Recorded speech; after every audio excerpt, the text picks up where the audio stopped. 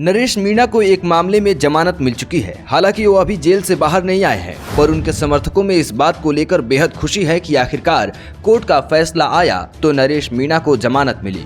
उन्हें उम्मीद है कि जल्द ही नरेश मीणा जेल से बाहर होंगे।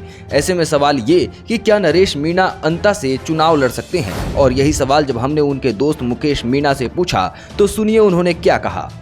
एक बात और, अंता की एक सीट है जो खाली हो गई है।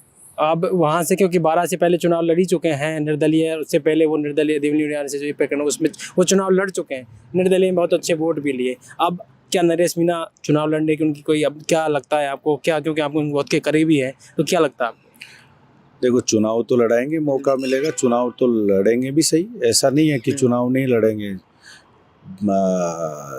क्योंकि संघर्ष करते हुए इतना टाइम हो गया तो चुनाव क्यों नहीं लड़ेंगे। चुनाव लड़ना हमारा हक है और चुनाव लड़ेंगे हम पक्का, ऐसा थोड़ी है। और बाकी समय बताएगा कि किससे लड़ेंगे। बाकी चुनाव आने दो, समय वक्त ठाकुर जी महाराज बहुत अच्छी करेंगे।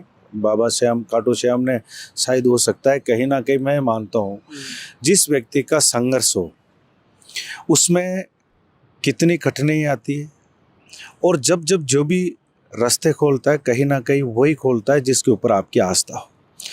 अब जिस व्यक्ति ने ये देखे, उसकी तपस्या कह सकता हूँ मैं, ये एक तपस्या है। ये आप चाहे तपस्या बैठ के करो, चाहे आप नंगे पैर करो, भगवान को किस क्षण में कैसे आप उसकी तपस्या करते हो।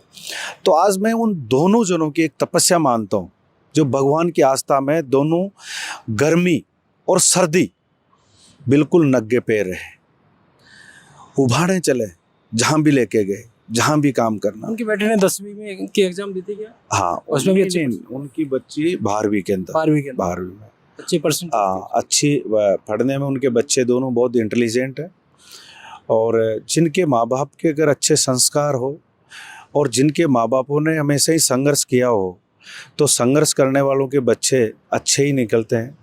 और जिनके माँ बापों ने संघर्ष नहीं किया हो और उनको वैसे ही रियासत में मिल जाए कोई चीज़ तो फिर उसका दुरुपयोग ही होता है।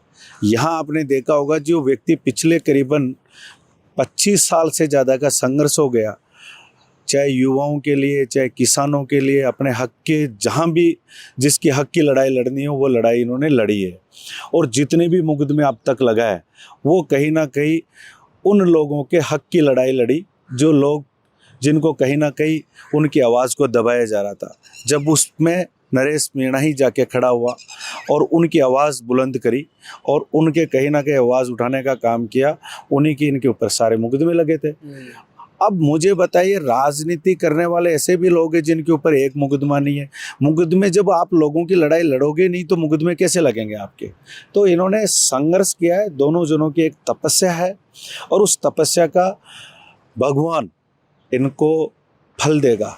तो टिकट की कोई बात मैं बता दूं आपको, गीता जी में भी कहा है कि आप अपने कर्म कीजिए, फल की आपको आस नहीं कर रही, फल देने वाला वो व्यक्ति है।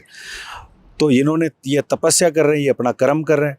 और इनको मैं मानता हूँ जिस तरह की, शायद अभी तक मैंने ऐसा नेता नहीं देखा जिसकी इस तरह की तपस्या और इस तरह की जो संघर्ष जिसने किया हो।